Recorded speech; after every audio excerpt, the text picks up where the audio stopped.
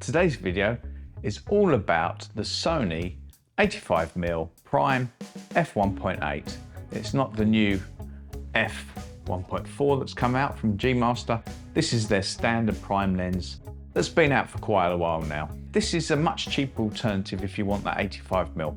You haven't quite got the light of a 1.4, but it's still not a bad lens for the price. And if you look around, you can get it pretty cheap. I'm on the ZV-1 right now. It doesn't look too bad at all. This is a great lens for portraits. So if you want to get shots like this, looking handsome, this is the lens you want to use. I have to apologise, I'm on my wireless mic at the moment. Prefer not to use these. I'm deliberately walking backwards and forwards really just to show that I am in focus and the eye tracking. It's keeping up with me. I've taken plenty of examples of this lens walking around London. There is some pros and there is negatives about this lens. It's not got the fastest autofocus, though it's doing quite well now. If you go right up to it, sometimes it does get a little bit confused. Pros on this, the colours look good, it's light, it's cheap, in fact it's very cheap, and it's good in low light as it's a prime, it's an f1.8, and that helps if you want to shoot in darker places or cities, such as here. Cons, there's quite a lot of low or chromatic aberration, a lot of purple and green fringing. It can be a bit tight for some shots, but I suppose that's the point of an 85mm. As it's quite an older lens, you will find it focuses a lot slower sometimes. Sometimes it does hunt a bit as well. It's really good for photography, but sometimes you will miss some of the shots you want. Like this picture here, you can see I've slightly missed the eyes. But other photography shots, such as here of a dog or some of the shots I've taken around the city, it looks really good, especially like this one. It just gives a different look than you would say get for 35mm. And I find it very good for street photography. It looks good on the camera as well. I know it's a silly thing, but it's light and it looks good. It's that kind of nice carry around size you can put on the camera. It goes well with the 35mm and 50mm that Sony released around this time.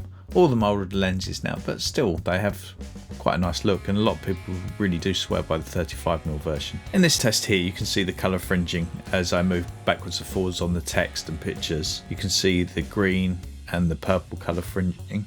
You do get quite a lot on this lens, unfortunately, more than some of my other more modern lenses, but don't let that put you off too much. Most of the time you won't notice it, but I just want to point out in tests like this you can see it quite well, and if it's something that annoys you, maybe look at something else, or maybe look at something more modern, maybe a bit more expensive though. You can see it on the lights here. In real bright objects around the lights, such as this part here, you can see the green fringing all around the light on this picture. It's not the worst thing in the world, but it's good to be aware of this.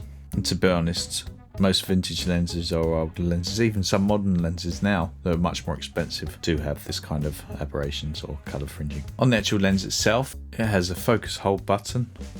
It has an auto to manual focus switch, and it has a normal focus ring. It does come with a lens cap. Not the most amazing setup, but for most people that's all you're going to need really. An aperture you can change on the camera itself if you do need that. If you add a filter or anything like that, it's a 67mm diameter, and of course it's an f1.8. Minimum focus distance is not too good on this, to be honest. I think one of the worst things about this is the minimum focus distance, and it's at 0.8 meters or 2.63 feet. For me, one of the best things about this lens is how incredibly cheap it is. If you look around, you can get it secondhand at an amazing price, or even if you get it new, often you can get a good deal on it, and it's a good way to see if you like 85mm or not. Personally, I'd probably recommend getting it second hand. It's a good one to have in your arsenal if you need that portrait style lens, which you don't just have to use for portraits, but you can. Just a quick look at the 85mm. I thought we'd have a look at it because the f1.4 GM2 has just been released, and it's just a fun way to have a look at this older lens that's still a valuable purchase in my opinion.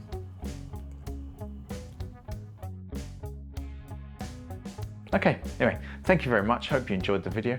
Hope to see you in the next one, which is coming soon. Thanks, bye bye.